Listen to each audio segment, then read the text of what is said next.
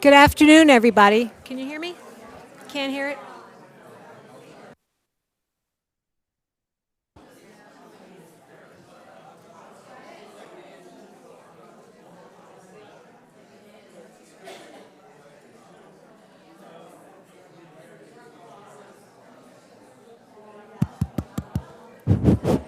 I can hear it. Good afternoon, everybody. Ooh, that's loud. um, it's probably a good idea to find your seat. We're going to get started in just a few minutes. And I'm so glad to see such a great crowd of people. This is an exciting event. Thanks, everybody, for coming. So find a seat, and I'll figure out what's going on with the microphone over there, and we'll get going in a minute.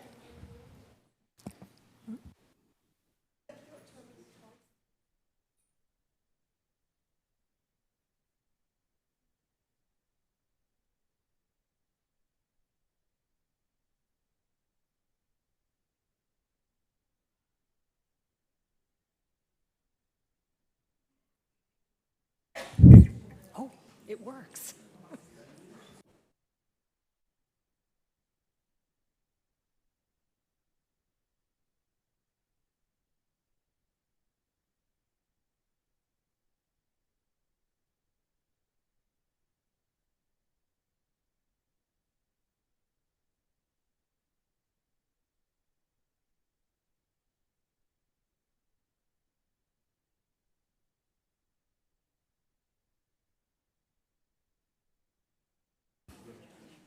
We're going to get going just a few minutes early.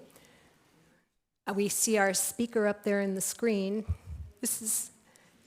Remote is just a wonderful thing, isn't it? We are very lucky to have Professor Hubka joining us. We're sad that he couldn't be here in person, but when he made the offer of doing remote, we said, yes, please. So we are lucky and blessed to be able to do this. So my name is Katie Murphy. I'm president of North Yarmouth Historical Society. And for those who have never been here in this building, welcome to North Yarmouth's West Custico Hall and Community Center. This community center opened to really great acclaim and happiness here in the town in late 2020. So think about that, late 2020, right? Not a few months after, there was just nothing going on in this building, and how sad we all were, because it's a beautiful facility meant to serve lots and lots of people and lots of fun events. And we made it through the pandemic, and here we are on the other side, and I just can't believe how many activities go on here in North Yarmouth's Community Center. I urge you to take a look online to see what we do have going, because there's something for everyone. There's a beautiful gym, and there's other programs, both outside and inside. We'll be having an outdoor market here in the summertime, so please come on by. So I've got some thanks here, and probably thanks especially to the community center's staff, Mary, Jackson, and Jackie, who have worked hard to make this event happen, and so many others here. And thanks to our volunteer refreshments crew, we had some really delicious stuff, and I hope everybody has enjoyed some lemonade and some baked goods and savory treats. So thank you all to those who contributed. And they came from all different historical societies. Representing Pownal, especially today, we have Craig Dietrich and Jonna White. Guys want to raise your hands? Yay! And representing Skyline, we have Jen Robbins. Want to raise your hand? And others too, right? Yep. Lynn Young, thank you for coming. Representing Cumberland, we have Linda Jensen and her two sisters. I didn't know there's like these three sisters. And they all live in Cumberland, and they're all involved in the Historical Society. All power to them. And we have Betsy Langer here from Yarmouth Historical Society, too. Thank you, Betsy. And representing North Yarmouth Historical Society, we've got Mark Heath, Dixie Hayes, Sandy Burnell, and myself, Katie Murphy. Who have I forgotten? Joy Malloy. Raise your hands. Yeah. And Keith Wiblow is on our program committee, so we are blessed to have many volunteers. Thank you. And just out of curiosity, raise your hand if you're from Pownal. Whoa. Raise your hand if you're associated with North Yarmouth and Skyline. Wow. How about Yarmouth? Got Yarmouth folks here? Yay. And did I say Cumberland? Cumberland. All right. Good. Great representation from all towns. Thank you so much. So with that introduction, I just want to remind everybody that we are all connected. We're all part of ancient North Yarmouth. We were the plantation of North Yarmouth back in 1680, encompassing lands from Cumberland to Harpswell and including Mere Point. And towns split off one by one. Harpswell started it in 1758, and Freeport, Pownal, and Cumberland followed. Yarmouth was the last to secede, and let's not forget that Chebeague Island seceded from Yarmouth in 2007. So, oh, from Cumberland, pardon me, Cumberland in 2007. So we are connected in many ways historically. And if you want to read more about past history, check out the books on the various tables. We've got some really delicious, wonderful historical literature there. So connections continue, and I hope they grow stronger. So we look forward to collaborating with all the other organizations that are here today. And if you have an idea about collaboration or a program that could happen, talk to some of the representatives here at the different tables and let us know. And then a pitch for North Yarmouth Historical Society. We successfully moved our 1853 old townhouse to a new location right in the middle of developing North Yarmouth. And even though the building's interior still isn't quite complete, we couldn't resist getting programs going there. And the only reason we're not there for this program is we didn't think we'd be able to fit everybody. And when I look around, I know that that's the case. So keep an eye out for all programs at our combined great historical societies. And a big plug for Cumberland, you guys are having a scavenger hunt tomorrow, right? Oh boy, there's all kinds of things going on. So now to introduce our speaker, Professor Thomas Hubka. There he is. Hey, Tom. He's the Professor Emeritus at the School of Architecture at the University of Wisconsin-Milwaukee, and he's been a teacher for 40 years and at Wisconsin for 20. And throughout 40 years of teaching, he continues to link architecture to culture. And he's worked on topics including New England farms, bungalows, ranch houses, and workers' cottages.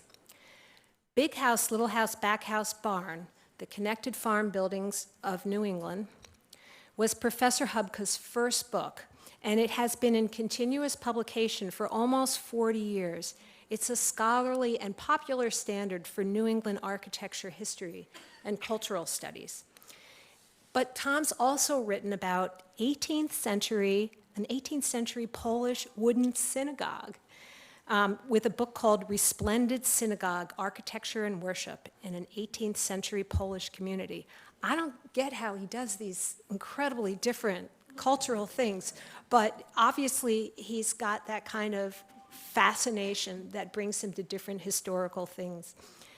His latest book is called How the Working Class Home Became Modern, 1900 to 1940, and it's about working class housing in America, how American families obtained improved housing during the late 1800s and early 1900s. Duplexes, multi-flats, modest single-family homes, remodeled houses, sound kind of familiar modern day kind of stuff going on here in Maine. So I'm amazed that he's picked up on that history and we're pushing it forward by what's going on today. So Tom lives in Portland, Oregon. He teaches at the University of Oregon and at Portland State University and Portland Community College. but he returns to New England each summer to lecture and enjoy life at his brother's connected farm in Bridgeton, Maine. So it was really wonderful to spend time planning this with Tom online. And he felt very sad to not to be here because a lot of his research was centered right here in this area. And one thing that he very nicely has done for us is he duplicated one of his beautiful drawings, which is up here at the front table. And there's 100 of them, so I think there's probably one for everyone. And thank you, Tom, for that. There's also his books for sale as well. And I'm really excited to introduce him. So Tom, take it away. Thank you. Thank you, Katie. And thank you, people from North Yarmouth and around surrounding. It's wonderful to come back here. This really is a homecoming for me. Classically, I guess, or in terms of the farms that I looked at. In my book, I cite about 10 farms in North Yarmouth and Yarmouth, and I'll just quickly read the historical names. I don't know: Marston Lawrence Farm, Erastus Crew Farm, Hamilton House, Jacob Chase House, Staples House, Ephraim Andrews House, the Baston Farm, the Bacon Farm. That's the one on the North Yarmouth to Gray Road, crest of the hill. Burt Hamilton Farm, and I also have pictures that I'll show you during the talk. I lived in Bridgeton, Maine, as I did the research, but for various reasons, I emphasized the houses in your area. I also would like to thank and to recognize the work of your Ursula Beyer. She was the historian who helped me think historically. And she a tremendous loss historically for you guys. But she helped me, and you'll see the product of some of her labors here. So I'm not to do this in person, doctor's orders, but I'm okay. But he didn't want me to get excited, as you'll see me getting excited here. I also sorry that I missed the treats that you've laid out. I always like to do that before I talk, but I missed that too. I guess that's it. Okay. Here's my book on this. Do you see this on the screen? Katie, is this my book? Okay.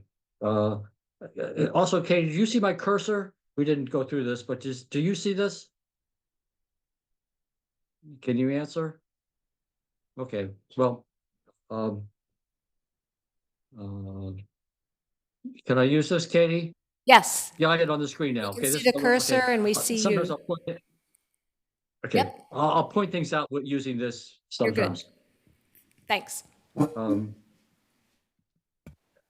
This is my first book. Some people have kids. I have books, and this is Junior, and Junior's done pretty well. 40 years. Also about 60,000 copies, which is pretty good for an old farm book and all that. So I'm proud. And it tells your story, North Yarmouth. I'm not. There it is. Okay, fine. All set. Big house, little house, back house, barn. This is a phrase I picked up starting when I started talking about this 50 years ago or so, a long time ago. When I first started out, a young architecture professor, I didn't know a lot, but I was excited about your farmsteads. Some talks in granges back then. Many of you, I forget if you have a grange or not. Agricultural associations, they've disappeared a lot in the 20th, 21st century. But I gave talks there at a few in Maine, and I would ask the question at these talks in the Grange. I would say, have any of you heard the expression big house, little house, back house, barn?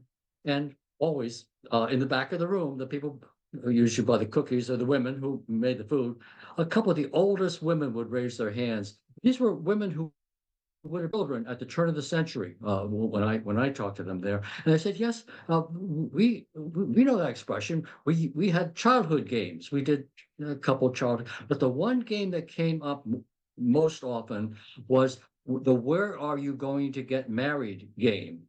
Now, some of you might already be able to smile and understand this one. Are you going to get married in the big house, the little house, the back house, or the barn? Where are you going to get married? And it's where you land. I don't know, skip rope, you jump and you land and all that. So are you going to get married in the big house? Well, there were weddings in the big house. This is the parlor of Maine Farms, and some weddings are there. Well, maybe the little house, which is the kitchen. Well, that's not so good. But the barn with the animals, you're going to get married there. But the most or worst or most funny one was, are you going to get married in the back house? Now, did any of you see the humor of this half a century ago? Um, the back house is where the outhouse, the 8-holer or the 2-holer or whatever you have there. So, you know, that was the point. And interestingly, the childhood ditty, this big house, little house, back house, barn, it sounds to my scholarly friends, it sounds like something made up, and well, it was by kids. But here the kids landed on the right logic. Sometimes they do that, and they get it right. There are 4 components to the which I'm going to show you of these connected farms and their little poem, as I hope these little girls are reciting in early 19th century photo from Kennebunk. I hope they're saying big house, little house, and twirling around doing that. I've got a lot of pictures of connected farms. Most of you don't need an explanation of what that is, but let's say there's someone from away out in the audience there. What we have here is the arrangement of buildings where you have a front house and a whole other buildings and out to the barn, and they're all connected together.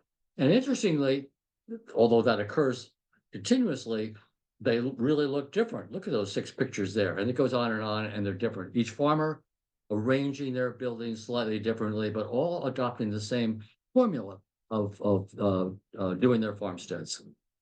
So that's what we're going to talk about. I started out again a young scholar, architect, bushy-tailed, and wanting to learn about the New England landscape and all that. I grew up in the suburbs of Jersey, so I didn't know this stuff. So I get to places like this and other ones, and I would do the research, but I couldn't get a connected farm to be very old. In other words, we know this house is about 1805 or something like that, but the barns are newer, and I couldn't get an old connected farm. I mean, old meaning the 17th, 18th century or something like that, because presumably this would have come over with the English and percolated a while in Massachusetts Bay, and then it comes up here and to Maine and all that. But I couldn't. I thought there's something. Maybe am I missing something, or maybe I'm just picking new connected farms and all that because they weren't old. The connection wasn't old, but gradually, after a while, I started to see, and it's I saw what is in this photo down here. This was on the mantle of this house over there, and I started to study it. These barns in this photo. This is the Nevers Bennett farm, one of the big farms in Sweden, Maine.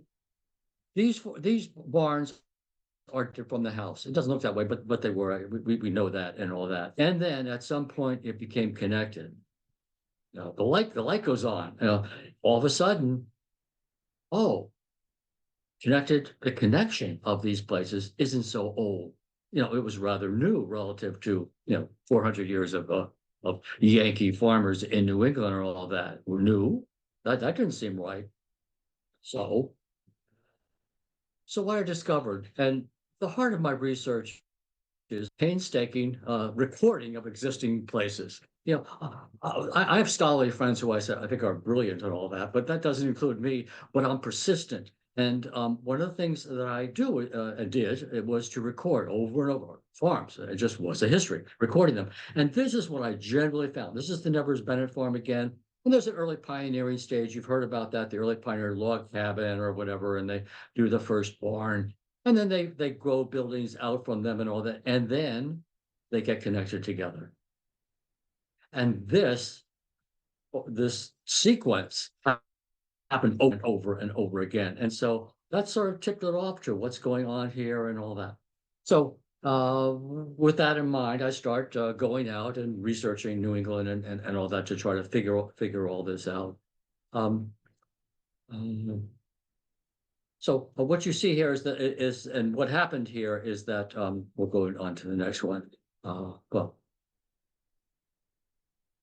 I don't have, sorry. They got connected at some point. And so what I did was, as professors usually do, is they concoct a theory. And that before 1850, there were no connected farms. And all of the connected farms that we know were connected together in a 50-year period between about 1850 to 1900, 50 years.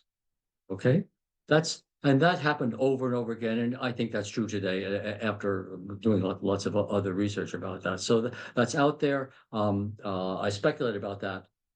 One of the things you do as a professor, you speculate about movements and forces of history and all that, and the agrarianism and Bolshevism or whatever it is. But what you really want to do is also put real people behind your theory, okay? And so behind this theory, we're real people. And I think I can do that. And so for this farm that I've shown you here, the Nevers Bennett, this is Charles and Charlotte. They get married before the Civil War and Charles comes into this family and they do a real modeling here. They take down the old kitchen and put up a new kitchenette. They take the stable that was off in the side over here and they drag it into line and connect it to the house. They disassemble the old English barns and they disassemble barn and put it together and they connected farm. Okay. This is what happened. This is what average and richer and average farmers did over and over again. This is the consistent story that I found over again. I tell this story to my students and they're smart and all that, but they're not farmers. And so one of the things I say is that, well, I could be pulling your leg, really. This is Charles and Charlotte, but do you really think that guy and that woman are farmers, farm couple or something like that? Really? So I said, well, to look carefully, and I said, well, look at this, look at Charles here. What about him tells you really that he's a farmer? And they kind of smile and I don't know, his beard or something like that. Okay. Any of you out there, are you looking closely? Look at his hands. You ever shake a hand with a real farmer? Sometimes I've done that in the past and all that. And you shake it, and I say to myself, is this guy wearing a glove? And I look down on hand. It's swollen. Okay. It's usually enlarged a little bit and all that. 50 years of busting rocks and making rock walls and working on machinery. That's what happens to your hand. Anyway, Charles is a farmer. He made those connected farms in this period over there, as did hundreds and thousands of other farmers in New England. And so we're out to this point, and we always get to this point in my talks and all that. And so I look at the audience and say, as you'd expect, did Northern New England farmers like Charles and Charlotte connect their houses and their barns together? And I ask you, okay? And just as God made green apples, which is a kind of farmer expression that I pick up and use a lot, okay? The story that I think we can embellish a little bit is during the cold, bitter winters of New England, when it's like 0 outside and all that, wise and crafty New England farmers found that connecting their buildings together would afford a passage between the house and the barn in the winter.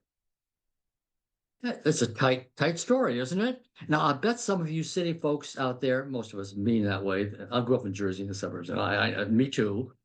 Sounds like a pretty good answer, okay? It was also told to me by farmers too, who weren't city folks and all that. And there's this reason for that too, and I'll conclude with that and all that. But just for some of you out there, I know, I'm a professor and I got theories and all, and you got to watch out for guys like that. But let's take this theory apart. So you can be skeptical. You don't have to, don't leave until I'll listen to you and all that. But now I'm going to try to amass some facts or some situations about trying to answer why did they connect their house and the barn together.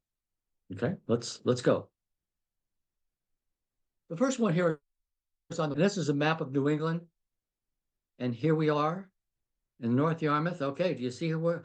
And by the way, this is about the center of the connected farm universe. And you've been hearing, and I'm telling you that. Okay, it's just because it's also center of my connected farm universe and all that. But anyway, it's right in the center of connected farm, and this is the connected farms in New England, and this is where they are. And then outside of this, there aren't any connected farms. For some of you, that should be a surprise. Like, if it was such a good idea, well, of course, it would be done by other farmers in other parts of the country. No. Okay. This is the amount of connected farms in the universe. Okay. Right here in America, over there. Now, for some of you, I got to bracket this and say, I know the European traditions. I've been to European countries and under the agriculture of Europeans, and then they have some connected farms in some medieval eras. I can do that. I can do the English history too. But let's just talk about America. No other connected farms in America outside that zone. How come? Were Maine farmers just and New England farmers just more intelligent? Or get cold more than other people? Huh? I don't know. The one thing I do know is that people started leaving Maine and going west in about 1800 and then beyond that, after War of 1812, and they start leaving. And farmers like this farmer from Vermont here, who went to Genesee Valley area near Buffalo. Okay, he made a farm and he built like he built in New England, in Vermont, disconnected. And farmers who left New England did not connected farms in any other area of the country. That should be surprising. And the more you know about farmers, that should really be surprising, because one of the things about farmers is they don't invent things from scratch or something like that. They build their farms if they settle in new areas like they did in the old country or the previous place. When German farmers come to America, what do? They build German farms and barns, okay? Okay, just as God made green apples.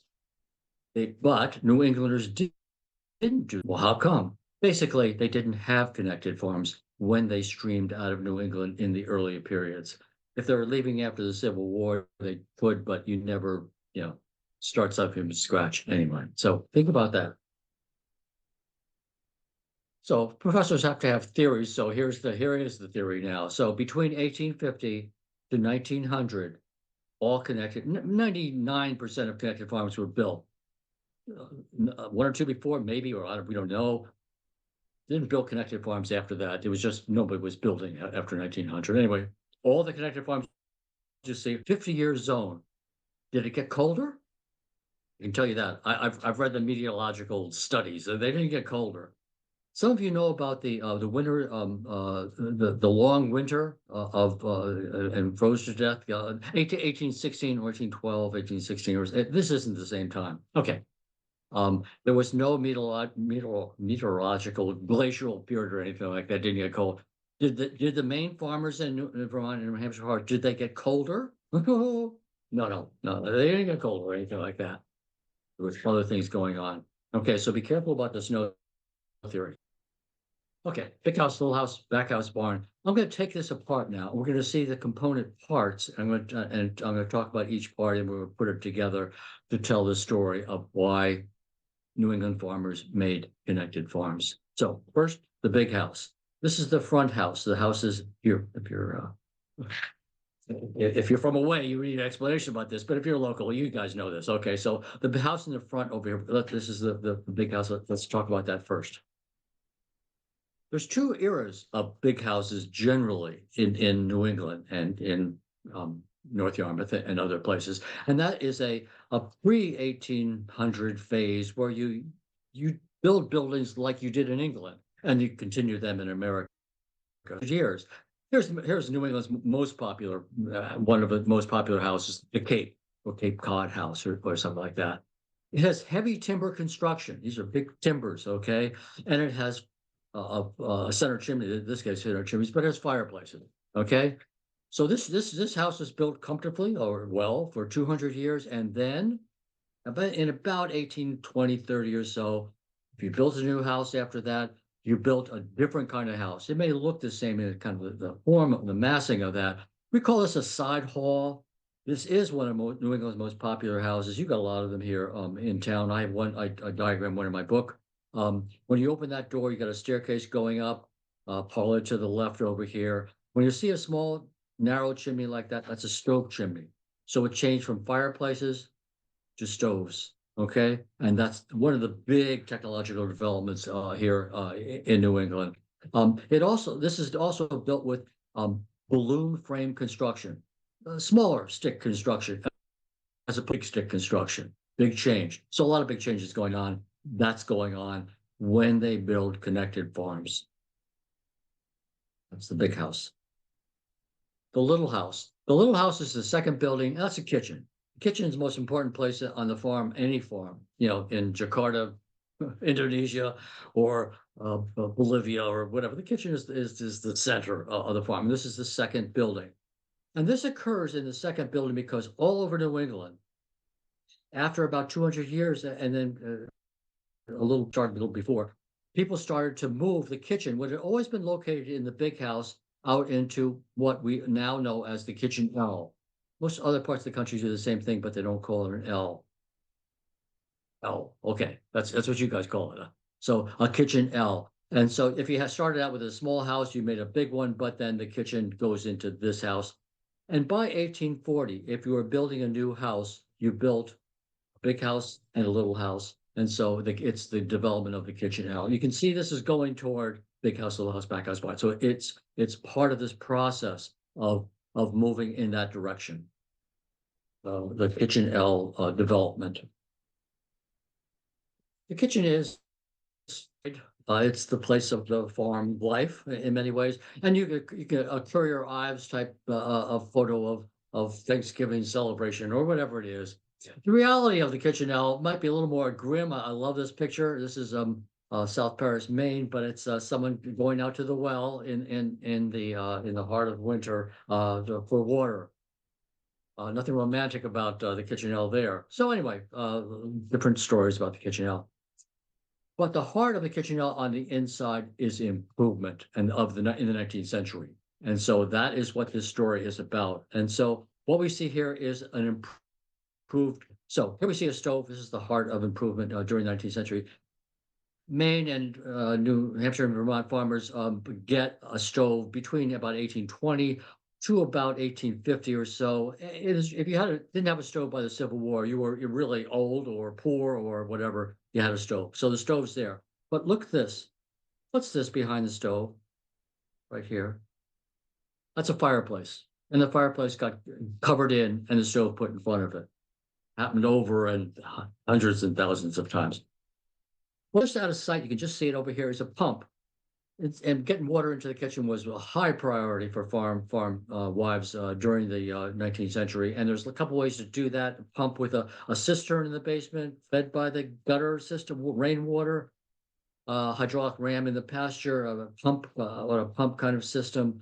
There are other windmills later on and things like that. That you got to get water into the house for modern people, and they were expanding. Linoleum on a farmhouse kitchen floor. Now, some of my architectural friends would smile a little bit with linoleum. It's kind of 50s-ish and all that. A piece of linoleum on a farmhouse kitchen floor means that you can be clean. Underneath that is a kitchen floor that you swept and you could never get clean. Anyway, these guys are modernizing, and this is farm modernization in the L during the time they made connected farms. So my story is going to be about one of modernization, although the connected farm doesn't seem like it's a modernization thing. Give me some time. Just a summary story about the kitchen L, about how it helps is told here. I love this picture story that I'm going to tell you now. And here we see a woman. Do you see how she's smiling? Look closely. Okay, now it isn't a big toothy selfie grin or anything like that. No, this is New England. Okay, so but he is warm, and she's warm because there's a parlor stove here. So that's one word for this space, a parlor. But what did this space used to be? Look at this. What is this? What am I outlining? That's a fireplace opening. It's filled in and all that, and that's where the parlor stove goes. It goes into that place and all that. But that is a fireplace. Much more important is a fireplace to what room? It's the kitchen. Why the kitchen? When you see a fireplace of this size, it usually has an oven or something like that. It's the fireplace for a kitchen. 99.9% of the time and all that. It was a kitchen or something like that. It's been converted like we have here. So she converts this to a parlor. And so finally she's warm as opposed to being spending her whole life in front of the warm on the face side, cold on the backside and all that.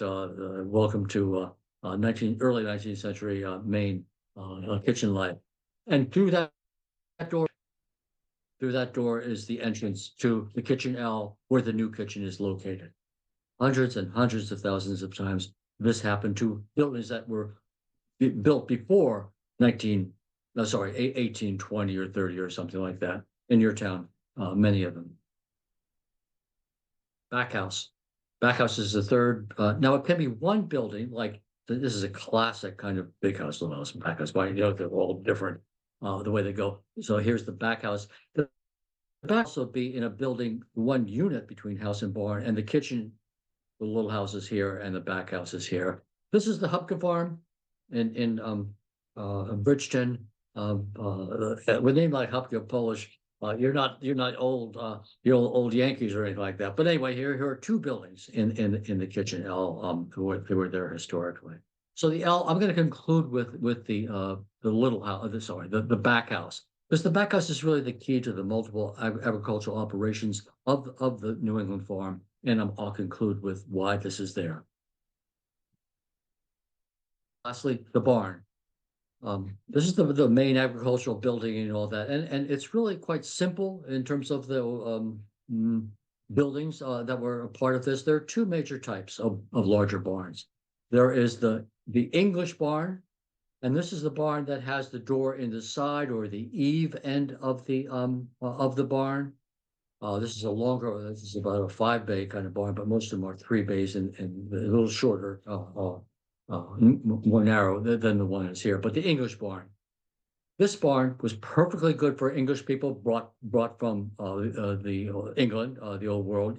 Tithing barns. Have you ever seen the medieval church barns? The same form. They were bigger there, but anyway, English barn. 200 years, no problem. But in the early 19th century, 1820, 1830. They changed to a new barn. And if you build a barn after 1830, it looked like this one. You put the door in the gable end. Okay, so English barn to New England barn.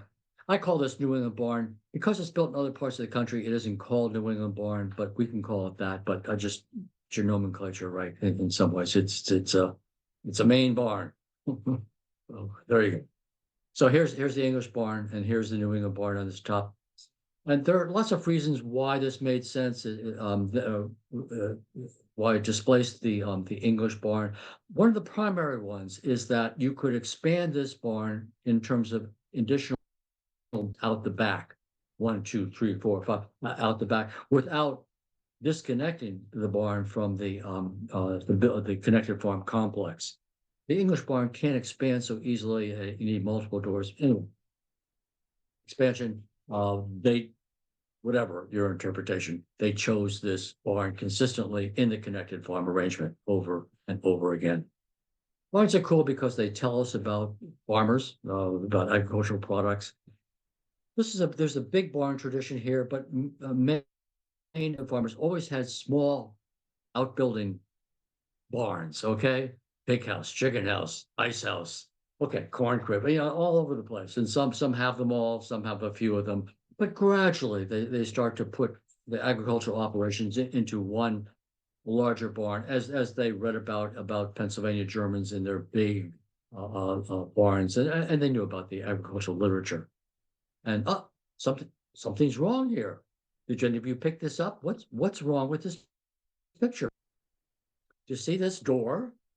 It's offset to the one side. We know that barn doors, look at this other barn over here, are located in the center of the barn. Okay, but just like God made green apples, okay, right? If you ask a kid to draw a picture of a barn, they know what's in the center. Well, maybe that tells us that there was a little too much spirituous liquor that was served during this barn raising over here. And Josephus, who, was the boy, he misplaced it, right? Well, not quite. What you have here is an example of an early New England barn with a door in the gable end. And what we have here is a bay, a narrower bay on one side, and it's usually to the south side because that's where you put the cattle. So the cattle are in the narrow bay, and then the hay that you store from the fields is in the larger size.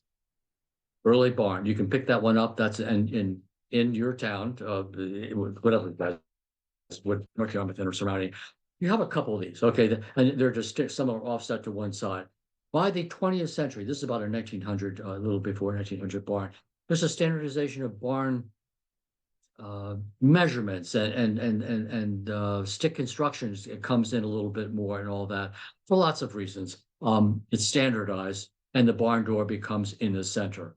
And so, amaze your friends, non-Aggie friends and all that, and say, "My dear, look at the barn over there. It has its door offset to one side, and we know and understand that that is an early version of the New England barn."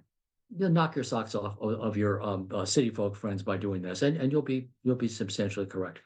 I tell that story to my students, and of course they yawn, they understand and all that, and they take notes and all that. And then I say, just to wake them up, I say, well, and of course they're architect students, and I say, well, here we have a farmer who designed a hotel. Ah, how you like that? And they kind of giggle, the barn hotel. And I said, well, if you want you to think about, how would you design your hotel units? Because you're architects and all that. Now, some of you know the answer to this, and you know that why I'm giggling right now, because my students are, think whatever they're thinking and all that.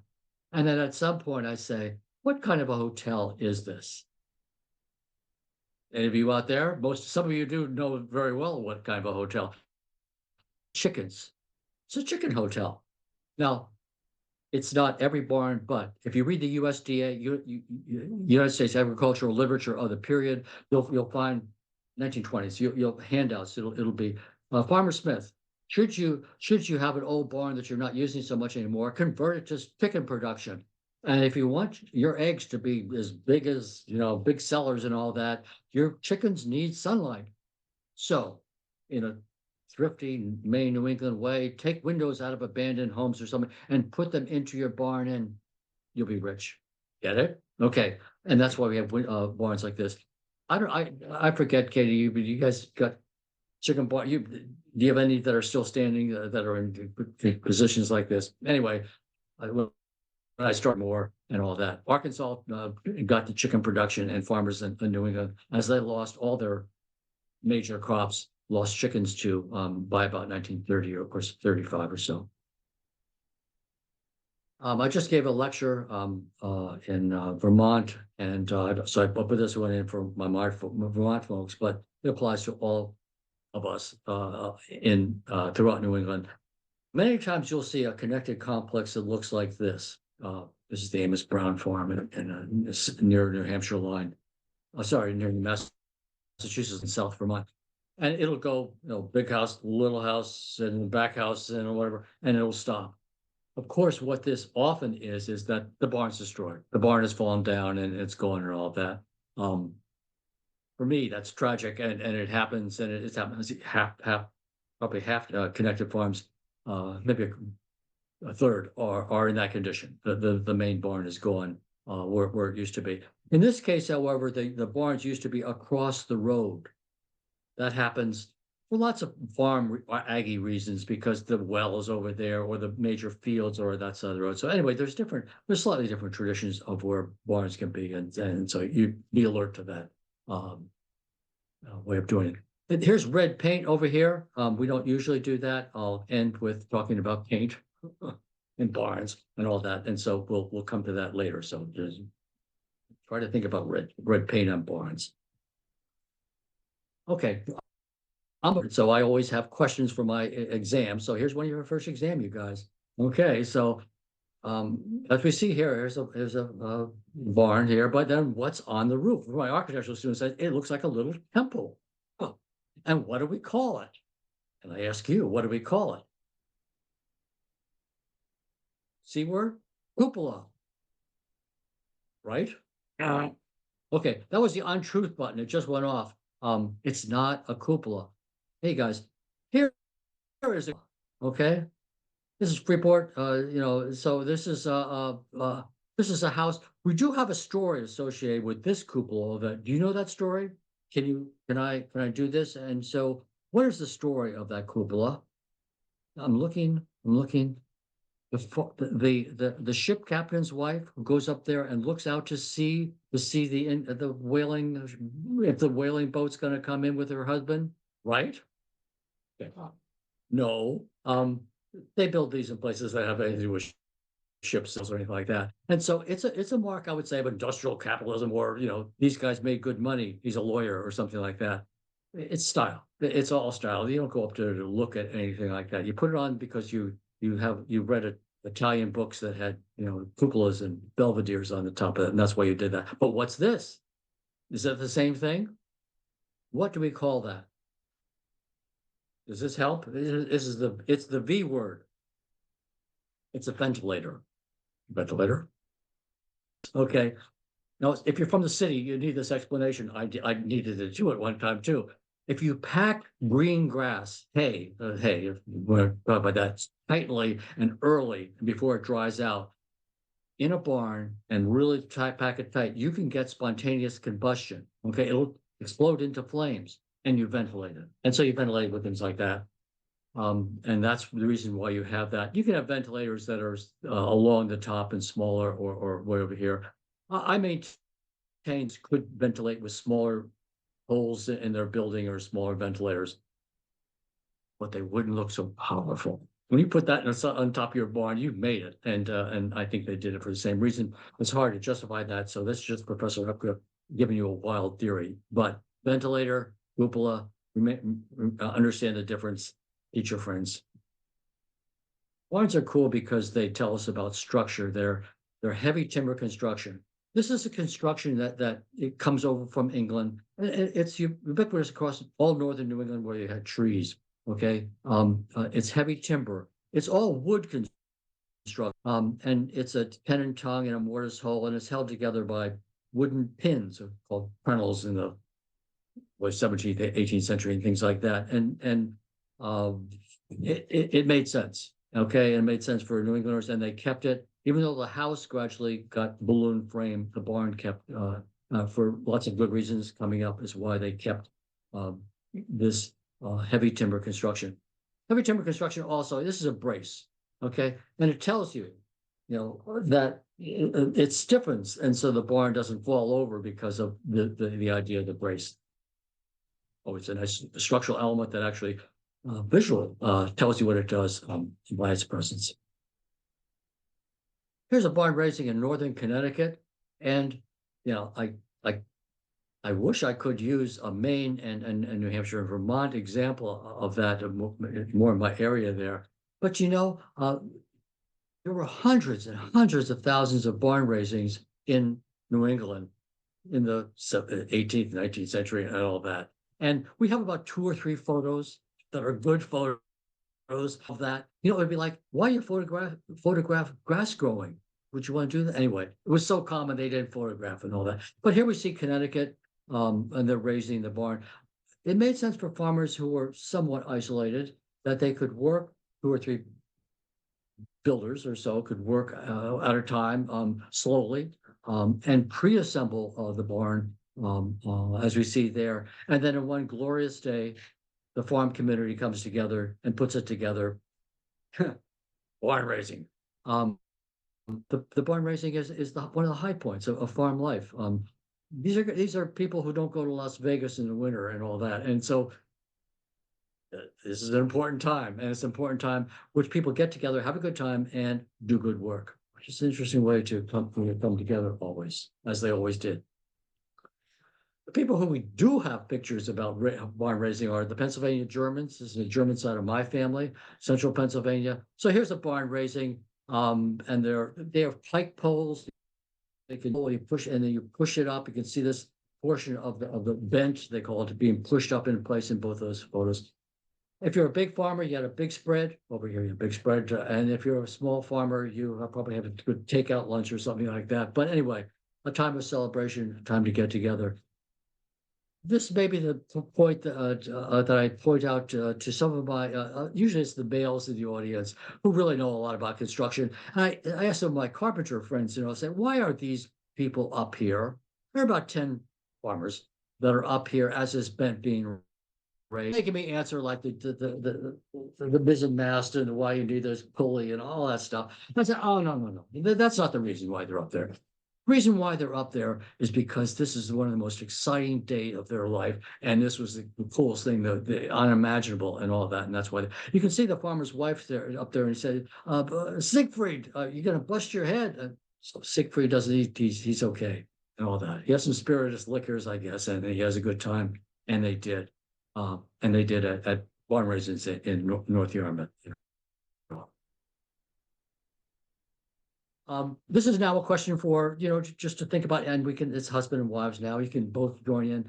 Let's say you pass this is this is in Bridgeton, North Bridgeton, near Denmark, a farm. Okay. But let's say it's in North Yarmouth and you pass it, and you know that this is a Smith place, and you know the Smiths have been there for 18 generations. Or anyway, it's all Smiths. Okay.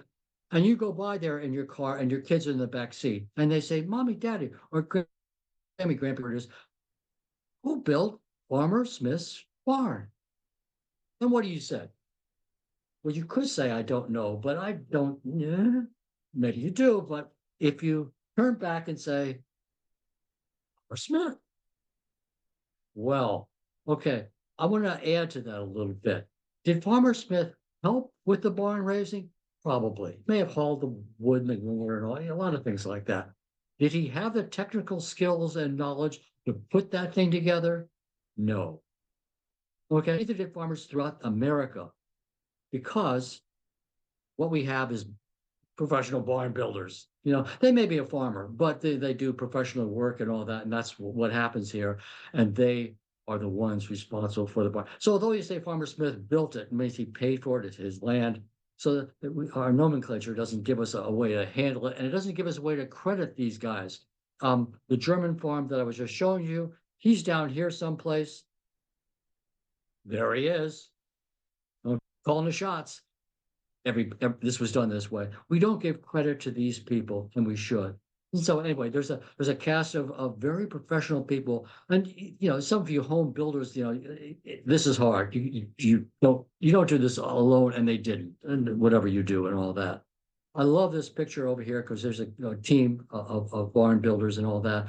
And I ask you, as I ask my students, I say, which one of these is the master builder? Builder A, B, C, or E? What do you choose? And the kids, the students pick and all that. And I say, I think we know something about that, and it'll help you. What's he holding? This is a square, okay? And the person who holds the square is like, who's the guy who holds the computer? Anyway, this is the guy. You need a square like that to make the measurements and calculations and all that. And I presume that he's the one doing that. I don't know exactly. Okay.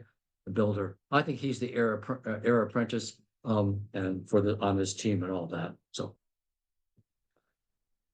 farmers in North Yarmouth and all throughout New England are usually portrayed as individualistic. They got it together.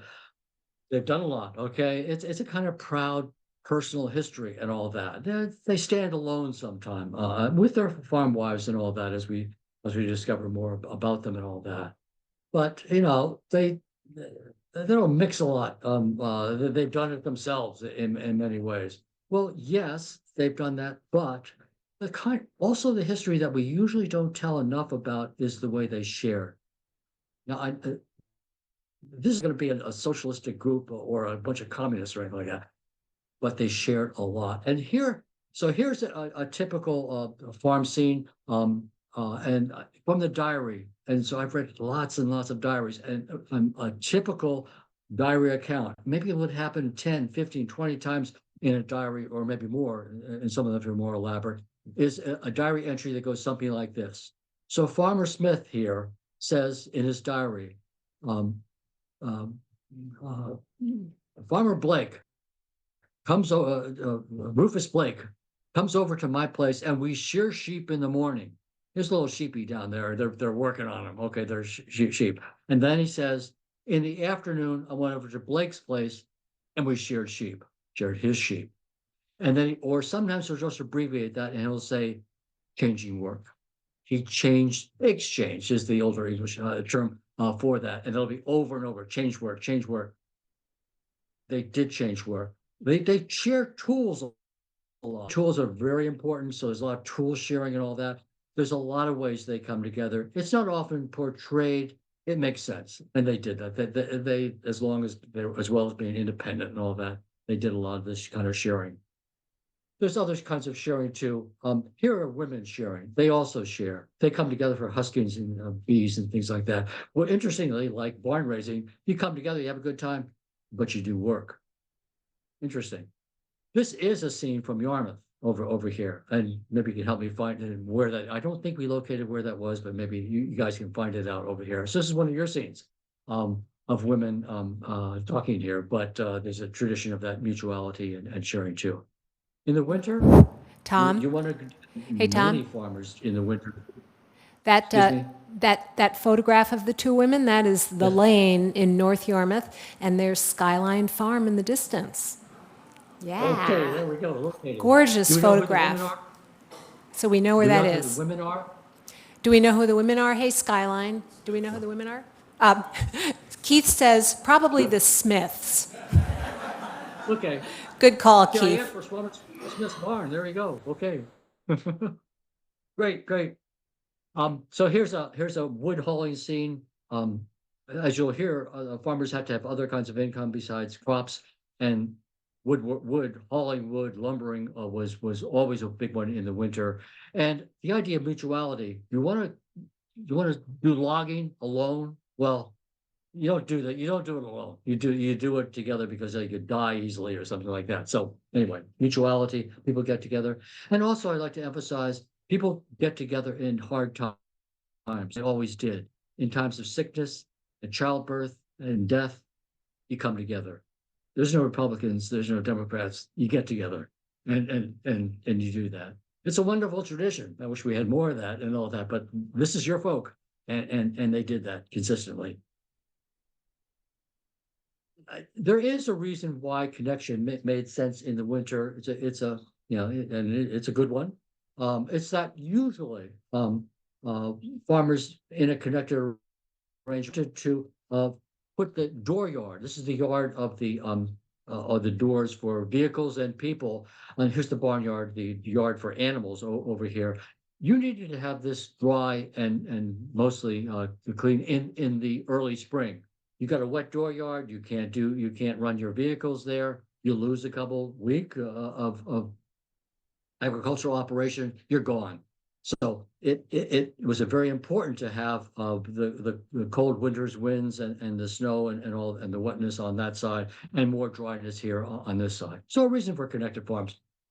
And then I would say, but farmers in other parts of the country had the same conditions, easily, more snow easily, lots of places, and they never connected. So it's not, it was a benefit, but it's not the reason they made connected farms.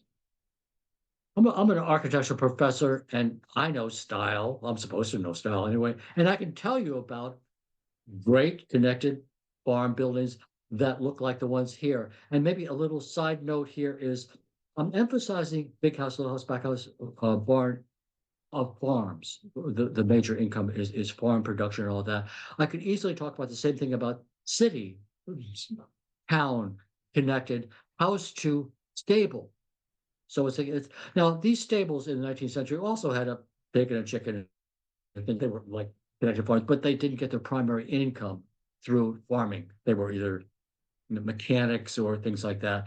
And so here we have, these are houses mostly in Bridgeton over here. So here's the federal style, and here's the Greek revival with a little Italianate. Getting excited? Okay. And here's Italianate with a belvedere or a cupola on top of it, another cupola, but this is in the French style. Uh, uh, Looking good. Gothic, we know Gothic dormers. Also, you don't want to make a Gothic farm yellow. You want to make it subtle Gothic colors usually. And shingle style. Okay, I can give you a lecture. We could talk that. I think some people would be wowed by that. I'm wowed by that in some ways. But we wouldn't be talking about most farmers. And that's what I'm talking about today, about average farmers and popular culture. Most farmers built in a style like this, which we don't have a name for. Architects like me, we usually stylistically might call it a Greek revival. We do that because there's a capital with this column here. It looks like Greece and Rome and all. This return, do you see it? Where a return is where the roof goes down and it returns. That's part of a classical vocabulary. There's little bits and pieces of that, and it's all painted white. This modified style, classical vernacular is what I would call it, but we don't. New England village style, that's cool. You can call it that. We don't really have a name for it because it's so common. That's what most farmers did. You could say, however, that, well, farmers, they chose it, but they didn't really understand architectural style. Weren't educated enough. Well, okay. In my book, in my last chapter or two, I focus on Tobias Walker. He lives in Kennebunk. He has a great diary. I know what he did every day of his life because he told me. He goes by this house about maybe 300 or 400 times in his life. Now, you recognize this house, some of you people here? Anyone down to Kennebunk? I used to live in Kennebunk. This is the famous wedding cake house.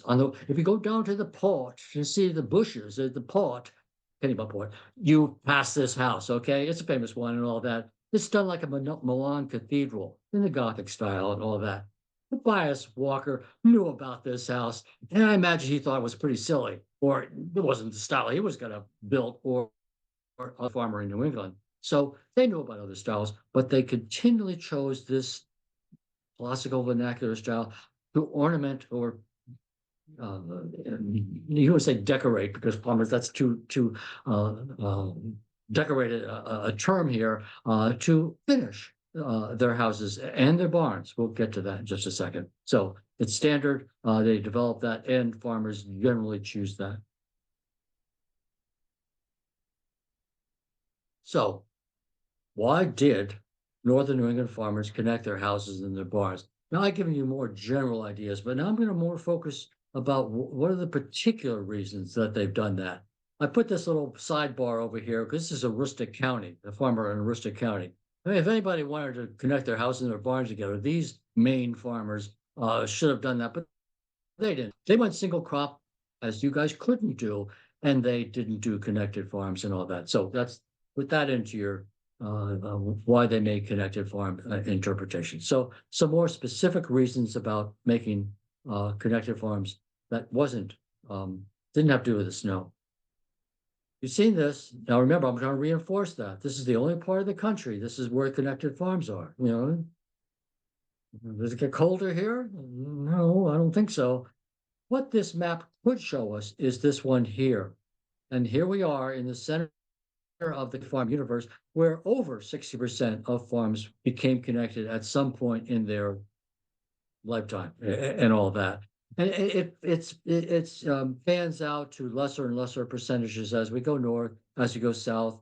The interstate line over here is the line that Massachusetts farmers didn't go down, and the ridge of the Green Mountains here in Vermont. I was just there. Is really the slope going west to the Lake Champlain and the Hudson Valley. No connected farms there. So there is a really tight universe where connected farms. But more important than just density of that, this is a map of culture. And you guys are English, okay? I mean, I'm Polish, okay? And so it comes German and all that. But 95% of farmers in New England are more than that probably are English. And there's some French, but they don't go to the farms. They certainly don't build these farms. Little Poles coming up the connected valley. No way English people did this. Now, I've just lectured in Iowa, okay, and I've talked to Iowa farmers, okay, and I've in that time, a Iowa farmer down the road would have a Swiss farmer next to a German farmer, next to an Irish farmer, next to, you get it? Okay. In other parts of the country, this is motorsport. Okay. This is the only area of the country where you have such a concentration, except maybe, in the hollow in North Carolina or something like that, where you have this kind of density of a culture, the same. And in this same culture, what would happen? I know you had your Methodists and there's some Congregationalists and all, there's some differences and all that, but really, there's a unity of cultural, development, and they choose similar things. And when an idea kicks off and grows, it's probably going to make sense to a whole lot of people. And it did. And the connected farm did that way too. So that's part of it. Doesn't explain everything, explains a little, explains why it's so uniform. And boy, is it not uniform in the rest of the country that way. So the other things happen. Part of my research was looking at other parts of New England, and I did. And here's and looking for connected farms. How early was that? So here's the Morning in Blue Hill Village. This is a rather famous paint. Jonathan Fisher, he's a minister. He, he's good with musical instruments and he paints and all that. He's a Renaissance guy and all that. No connected farms in his painting, as in other paintings and in other research. They're not out there before 1830 or something like that. So it wasn't early. It happens later. How come? The one thing that was out there that offers a precedent that farmers did know about but didn't choose. The precedent that we say, here's Beverly, Massachusetts, a painting, okay, the big house and his stable. Here's Kennebunk, where I used to live over here, and this was gone by the time I got there. But on this city house, there's a big stable. So you see that there's a stable here. So the house to the barn, house to the stable there. This is what we call a Palladian design. That's a term for Palladio, the Italian architect. There were in the European literature of grand houses of metal buildings. There's this out there. Monticello and Mount Vernon are connected farms, if you want to think about that. Grand, elite kinds of houses. So that's out there as a possible reference out there, and it continues to be. So it's out there. Most farmers did not choose this, okay? And so, but it's out there. So some of you can look at that as a possible source. And so, why did Northern New England farmers connect their houses and their barns? Now, I'm going to tell you, I'm not going to be a professor and give you 25 theory, which guys like me usually do. I'm going to give you the answer. Okay. Okay. So, Katie, do we have a drum roll? Do we have any trumpets? Okay, Katie. Okay, well, this is the time to do it. Yeah, okay, that's it. I like that. Okay, because now Professor Hubka is going to give you the answer that you've been waiting for from you, some snow skeptics. So here we come. Hey, Katie, did you switch? Did you switch my slide? What is this? I didn't. I was going to give you the answer, but did you switch this? I mean, this is Minnesota and Kansas, for crying out loud. Is this the wrong slide? No, it's not. What it is the slide that tells you what happened and that New Englanders would have to respond to. Okay. So just to rub this in a little bit to you Yankee farmers over here, this is a Kansas cornfield. Okay. This is 2 or 3 fields of two or three farmers. This is more corn than North Yarmouth would produce in 10 years. Okay. This amount of chaff from wheat and all that is later, but earlier they did it later. Are you guys going to compete against this? The answer is no, you are not going to compete against this, but you tried. Okay. So what are you going to do? Who are you going to call? Okay. That's a tough question. What you do in this situation is develop a mixed farming and home industry economy. And that's what they did. With their backs to the wall, And because they were cut out of all these developments, and what I should have shown here, talked about here is dates. Sorry, I go back here a little bit. There's a date associated with this. It just didn't happen. The date that you really want to understand and that really hurt people in North Yarmouth and throughout New England is 1825. And you historians out there, the Erie Canal was built. Erie Canal. By 1835, 10 years later, you guys in North Yarmouth couldn't sell your wheat in the market in Portland because you were undercut by wheat coming off the Erie Canal from Ohio, Indiana, and all that. Wheat, that's your cash. You have done wheat as a cash crop since William the Conqueror, since Adam and Eve. Okay, you've done wheat for your major cash, and then you get knocked out of it.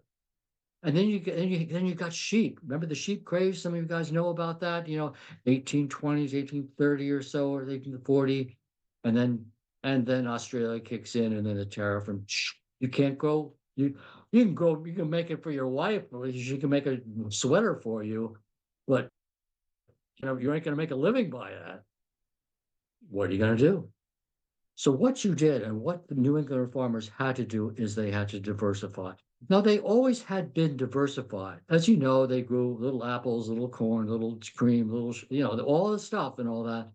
And that was, subsistence. But gradually in the 19th century progressed, they had to develop. You want to farm machinery, you got to have some, and, they were into this economy that wanted to go single crop, single something, but they couldn't do it. So what they developed and can develop is what agriculturalists called mixed farming and home industry. You should understand mixed farming. That's a little bit of this, little eggs, little chickens, little pigs, little cow, little milk, and all of them. And guess what farm structure works really good for a mixed farming home industry operation? Connected farm. Home industry needs a little explanation because that's just anything else you could do that was really not associated with the farm. Farmers in other parts of the country, I can tell you, are not doing this.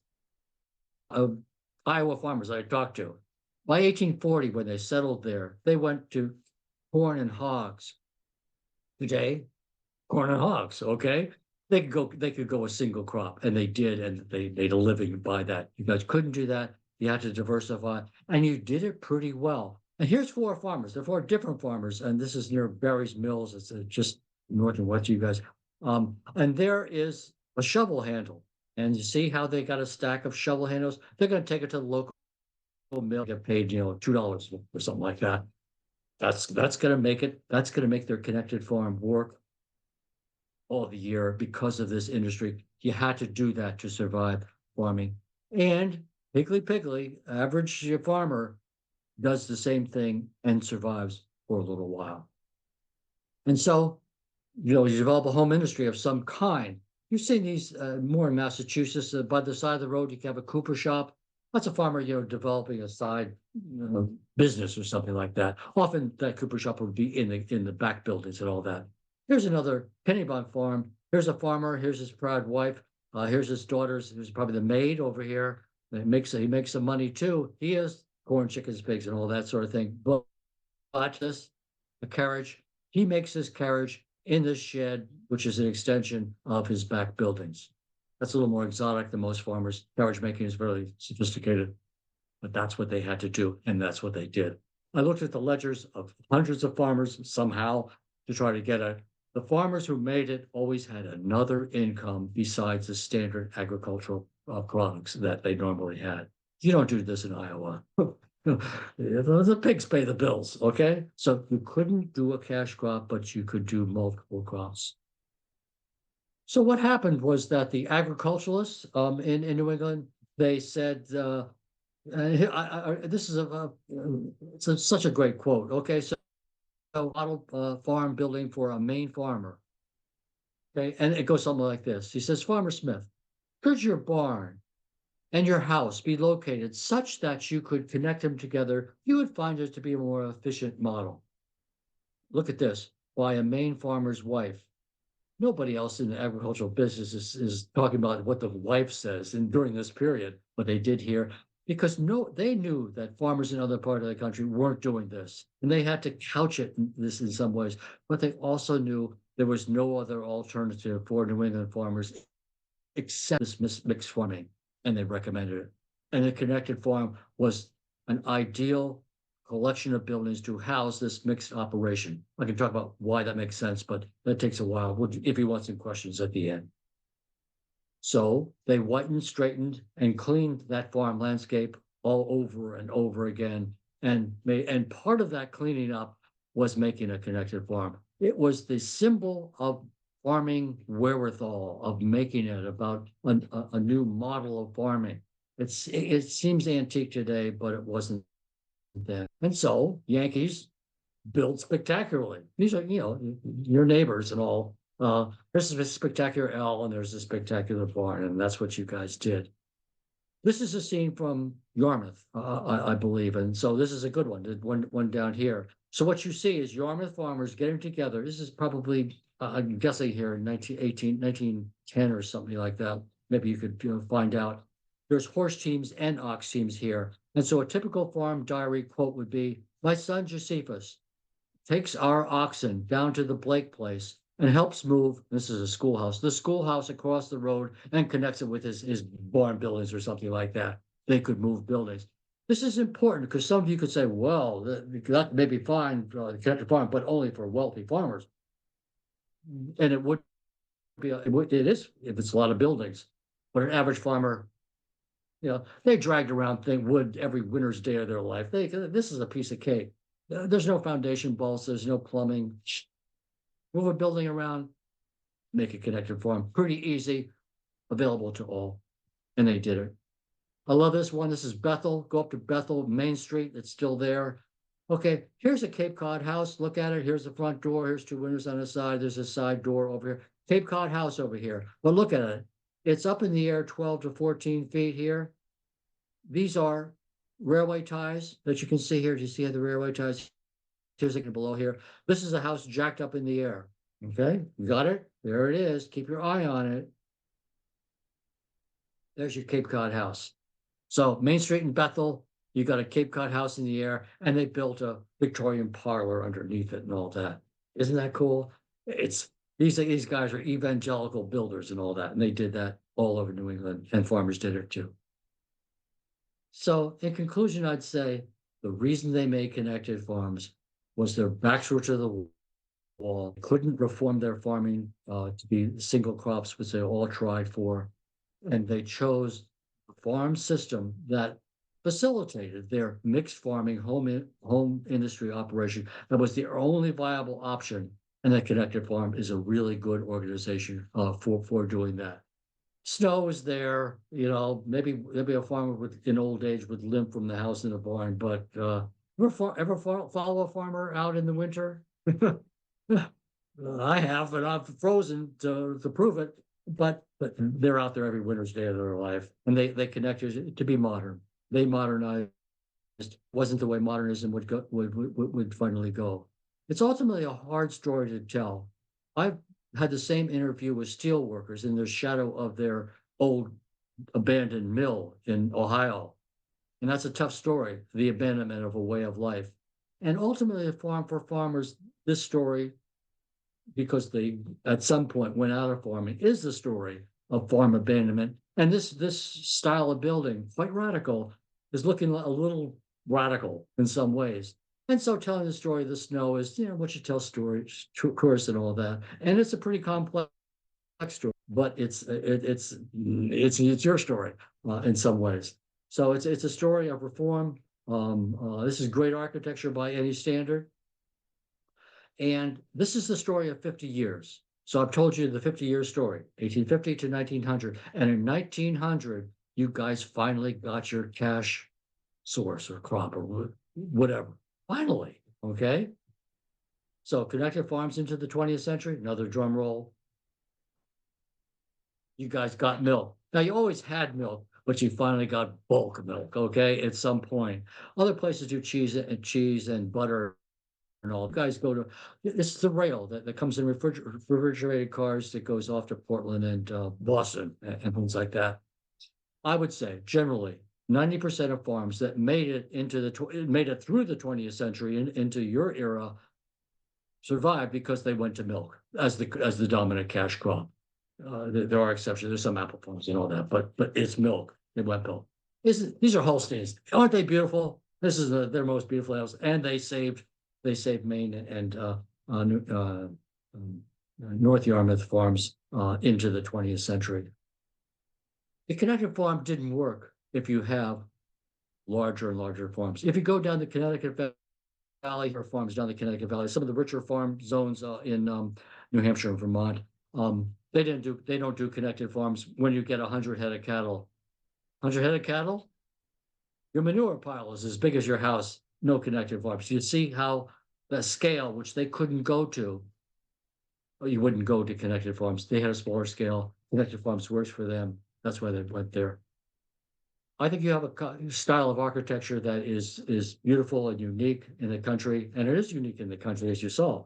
And I've emphasized the house to barn connection, a little more radical idea, and one that Maine and New Hampshire and Vermont farmers chose, was to connect their house and the barn together in the connected arrangement, but they put the architectural style of the house onto the barn.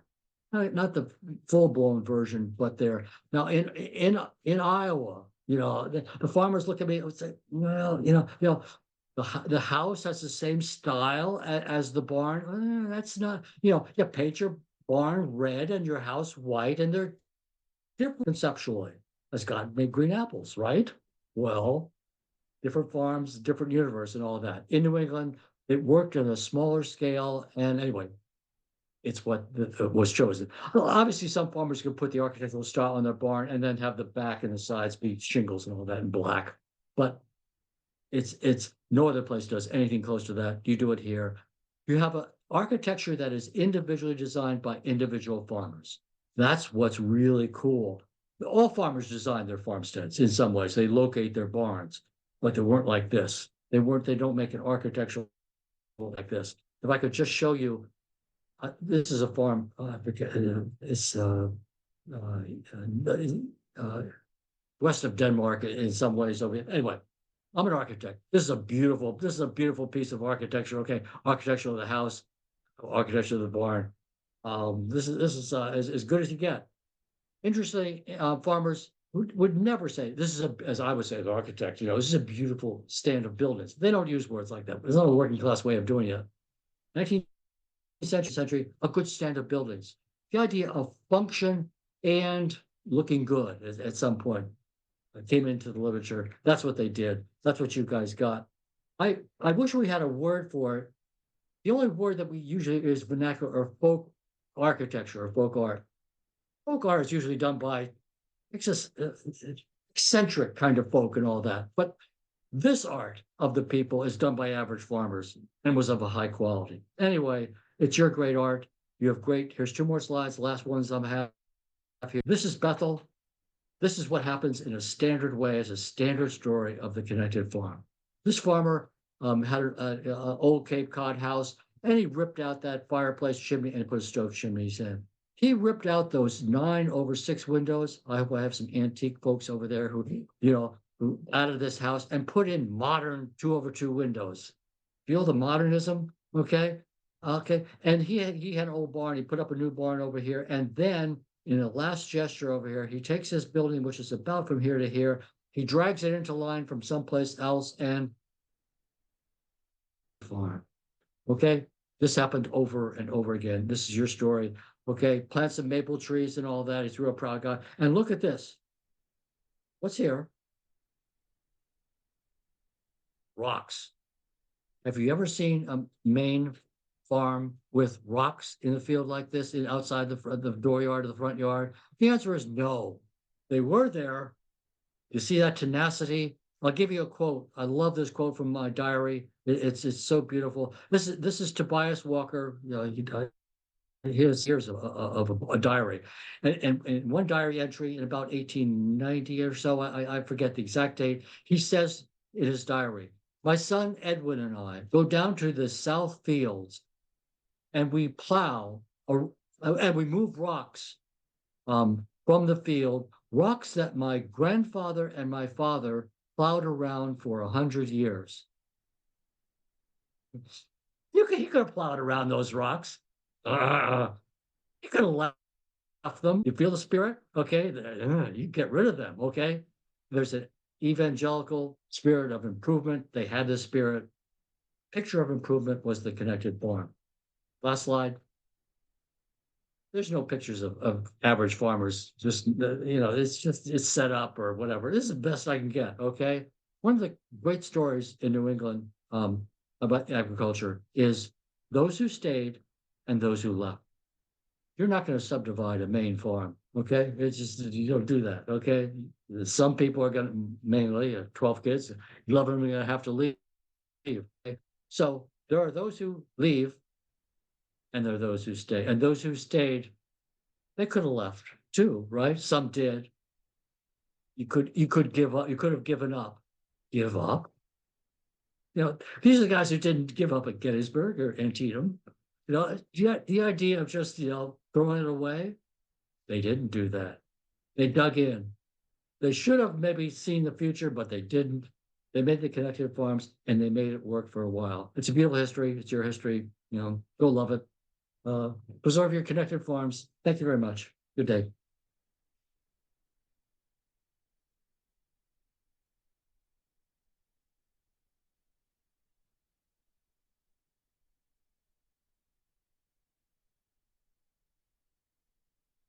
Can you hear me? Yeah, here we go.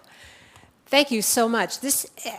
There are some things that you said during your talk that just all of a sudden, ding, ding, ding, ding, began to make sense to me. The most recent one in what you said was the milk train, because we have pictures of the milk train of people bringing their milk to East North Yarmouth and loading up their milk, and away it went.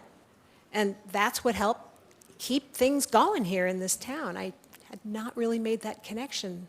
Thank you, Tom. Tom is offering to answer any questions that anyone has. The only caveat to that is that you have to speak in the microphone, or else the recording will not record what your questions are, and Tom won't be able to hear it. So are there any questions from the audience? I'm going to hand the microphone over to you. Here you go. What was the sequence of building these structures in the early years? Would you first build a barn to protect your economic investment, your crops that you brought in and the animals, and live with them until the economic viability was established, then build a small house because you didn't want to live that close to the manure pile? And then you wanted maybe a little bit more space, so you built the big house. And then what do you know about the sequencing here? Yeah. This is one area where hundreds of New England, northern New England towns have at least one little story about that, about the first settlers who had the first winter and the second winter and things like that, but usually the first winter. It's tough. Usually, some people make a shelter before settlement, and so the husband goes usually a year before and constructs a lean-to or things like that. But after the first settlers come, usually sometimes it's someone else's farm for a couple of days as they gather leaves and rocks and things like that, and timber to house themselves and the animals. So there's both a housing the animals and housing themselves. This is pretty tough mosquito weather. There's a brutal history of that. As a town developed, there are ways of coming that new settlers develop there. The sequence is different for different people, and here wealth is the factor. Some farmers. They came in, and in the first couple of years, they had other people build because there's now carpenters and people in town. The whole farmstead, early English barn, separate, and early house, and usually often log cabin, kind. Everyone understood and did how to do that. So I would say I've read 100 different accounts that have variations on this. It's tough by almost any standard. Sheltering the animals at some point for the winter becomes important for the production of milk. Animals die too.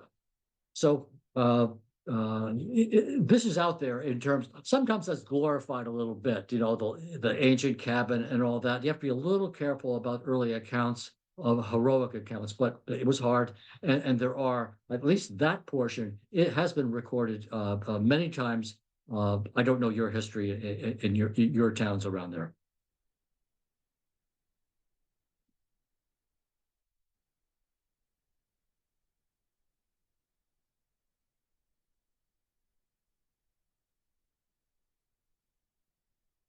Tom, I think we have an audience that's learned so much in the last hour. Thank you so much for everything that you've told us. And just as a personal connection, when you talk about Tobias Walker and reading the diaries of Tobias Walker, I worked at Maine Historical Society when I first moved to Portland in 1979, and I remember Tom Hubka reading farm diaries in the reading room at Maine Historical Society, and I do remember you falling asleep over them too, Tom, I just have to say. But I'm glad that you persisted with your research, and we have a beautiful book and so much research that came of it. So thank you so much again on behalf of all of our combined historical societies. Thank you. It was a pleasure to come home again to a place so much. Thank you.